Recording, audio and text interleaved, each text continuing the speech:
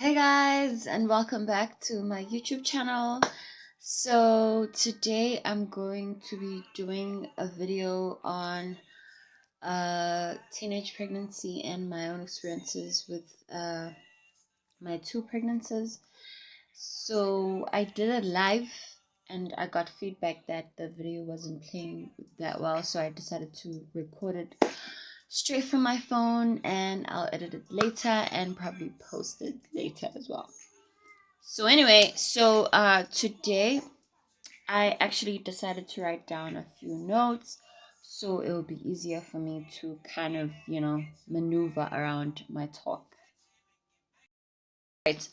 So why am I doing this? Why do I feel like I need to do this? Because first of all, my first pregnancy was when I was in my teens, and I'm just gonna talk a little bit about my experience and what I actually endured, and my advice to young people who have not actually started dating, or maybe have started dating but have not actually started engaging in any sexual activities, that sort of thing.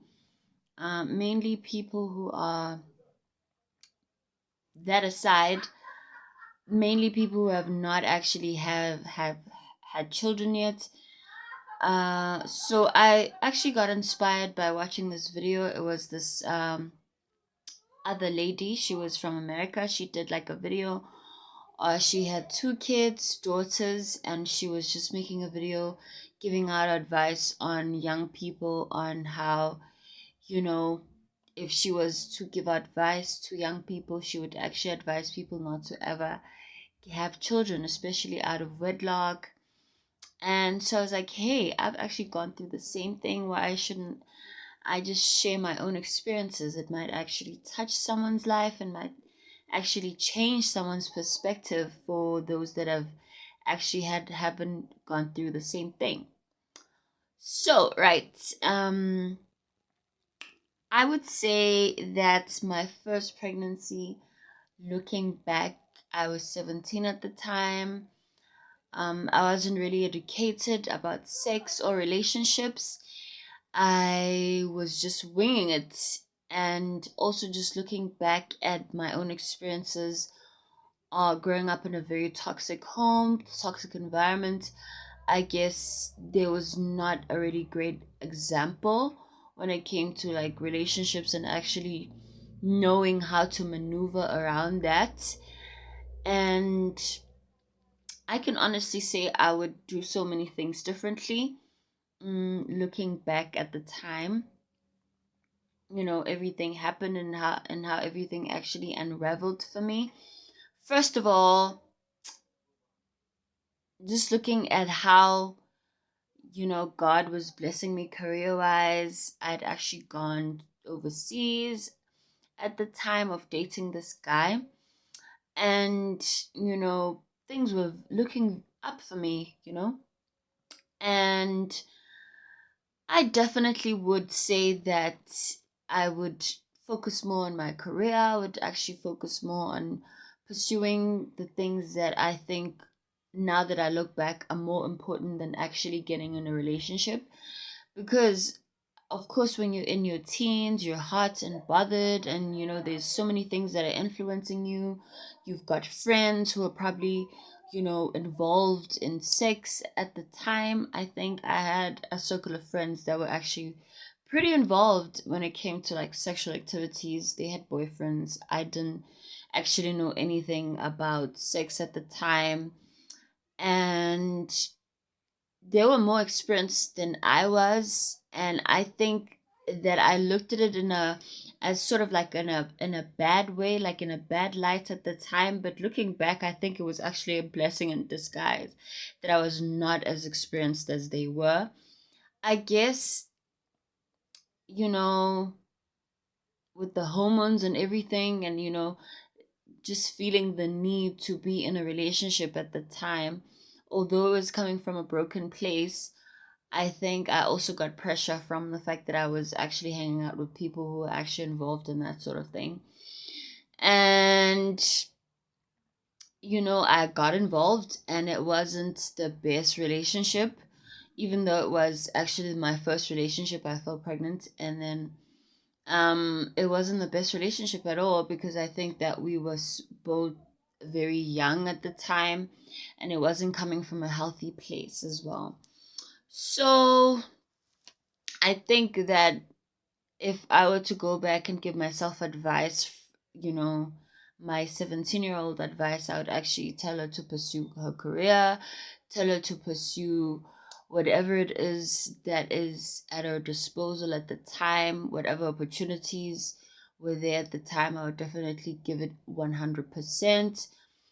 And I think, of course, now that I know that everything works together for those that love the Lord and are called according to his purpose, I can say that everything worked out for my good. But if it was someone who actually doesn't have that sort of relationship with God, and pregnancy is not something that should be lightly taken, and I think that one of the things that we don't normally talk about is the one-sided narrative of it. Even though you are involved with the guy most of the times when you actually lay down, to make the baby, but most of the time it's the woman that's left with the responsibility of the aftermath of that. Guys actually, I'm not saying it's every guy, but in most cases, knowing the country that I'm living in, South Africa, the statistics actually back up what I'm about to say. That most of the time it's actually the female that's left with the responsibility of actually taking care of the baby, and it might not actually be financial, but it's actually the burden of actually knowing that you have a responsibility not only for yourself now, but for someone else as well. So I think that I would actually go back and advise myself more on learning more about relationships and equipping myself more when it comes to the type of relationship that I want. And it would actually be healing myself from whatever brokenness that you know, it's funny because you don't actually know when you're actually taking those decisions that it's actually coming from a broken place. I would definitely change that narrative. I would learn more about relationships. I would take time to actually build myself up in the things that I um, think are more important than the feeling of just these hormones raging and you wanting to be penetrated so badly. And yeah. So with my second pregnancy, I think it was coming from a place of still not really. I wrote some notes down. I think I'll get to those later when I just summarize everything. But with my second pregnancy, I think it was really coming from a place of not really giving myself the time to actually get to know the person before I actually take the detrimental decision to actually lay down with someone and actually make a baby. And also, I think it was also coming from a place of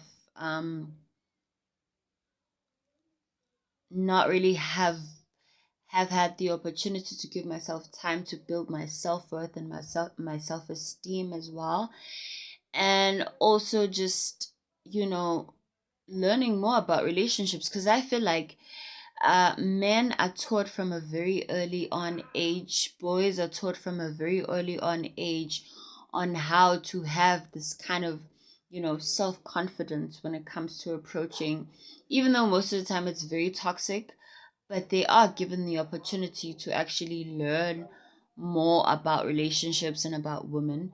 We women don't really give ourselves, you know, that opportunity to actually learn more about relationships and the types of men we should allow in our lives. It's often at times you just like someone because of, certain traits they have. And most of the time that turns out to be a disaster. But I think that looking back now, I would not, of course, change the fact that I'm a mom. I love being a mom. It's actually one of the best things that I think as a woman, given the opportunity to be just, you know, nurturing and actually um, loving people and that have grown inside of me, for a lack of better words. And just, it's a great thing. It's a great opportunity. Not a lot of people have it. But looking back, I would definitely take the time to develop myself in all areas, spiritually, emotionally, physically, before I actually make that decision to actually have a baby with someone. Also because it's a lifetime, commitment. um you don't just wake up one day and decide, hey, I don't want to do this anymore. It's actually going to be a thing you're going to have to do for the rest of your life. It will also have to be something that I would actually take the time to. Why would I want to learn about relationships? I think it's also to make sure that I'm choosing the right person to actually lay down and make a baby with, because most of the times you find that you've actually made the baby, but the person turns out to be not, doesn't have the right kinds of traits that you would want or wish to raise that baby with, you know? And also,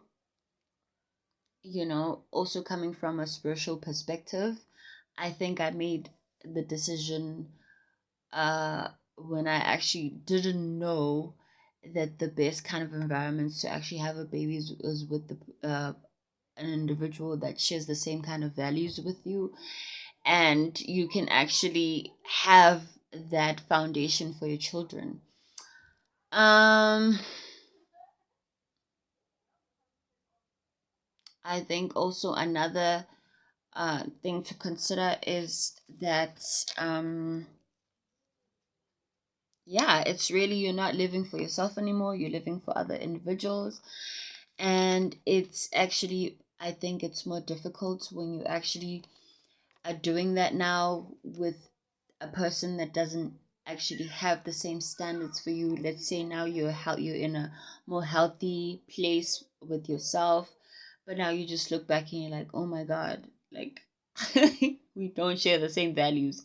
And I think it's really important because umtwana needs to have the same kind of principles. They can't be pouring from two different kinds of uh waters or whatever, like sources, whatever, however you wanna put it or make it out to be. But yeah, that's like my 2 cents. I wrote down some points here. I think it's important to wait. It's important to wait and know that it's okay for you to actually, it's okay to be in a relationship and not actually go take it a step further to sexual, especially for young women and women in general. Like, even if you do have kids now, it's okay to actually be in a relationship. You can be dating someone, but it doesn't necessarily mean you have to have sex with them. Like, that's a standard that you need to have for yourself. But since we're talking about, pregnancy and my own experiences, I would definitely say it's okay to be in a relationship and not actually lay down with someone. That's okay. And that's one of the things that, as I learned more about relationships, I wish I'd actually set a standard earlier on. And also, just in general, just in general. Um Point number 2, I said establish yourself in the world, whatever that looks like for you. So it's okay to establish yourself in the world. And I know a lot of us come from environments where we're actually not given that opportunity, but it's okay to be different. It's okay to pursue things that your peers are not necessarily going after. It's okay to do that. Take the time to develop your self-worth and self-esteem. It's okay to do that. It's okay to actually take time to build yourself, to have an understanding of who you are and the values that you have and the type of person that you actually want to get into communion with, a relationship agreement that shares the same values. mostly get closer to God. He will guide you. I'll close off with scripture. Learn about the things that matter in life, like making a living, making money. Yep, this is a priority actually. Um, what else did I say? Stick to healthy habits, like healthy habits that you have. I remember when I was a teenager, before I got into the whole notion of dating and that whole situation of just the cycle of dating. I actually enjoyed reading a lot. Like I used to read like a novel of like 300 pages within days. That's how obsessed I was with reading. I mean, I still read, but just looking back, that was a really great habit. So just try to have, as a teenager, develop those and even as a younger woman, just develop those habits that will help you out in the long run. Just stick to those habits, whatever that looks like for you. Playing sports, you know, side hustles, whatever. Just do those things that will actually help you in the long run. I also said, I think I touched on this,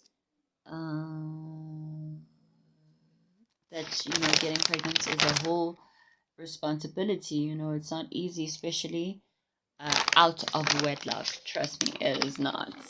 So I said the person you lay down with is literally going to be a part of your life forever. And then I just want to close off with scripture, which is found in Proverbs, and it's a pretty familiar scripture.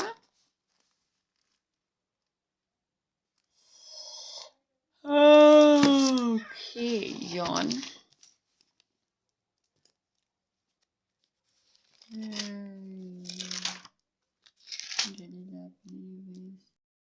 Verse. It is found in Proverbs 4, verse 23, and it says, guard your heart above all else. I found the verse. It is found in Proverbs 4, verse 23, and it reads, guard your heart above all else, for it determines the course of your life. Right? And the translation says, our hearts, our feelings of love and desire dictates to a great extent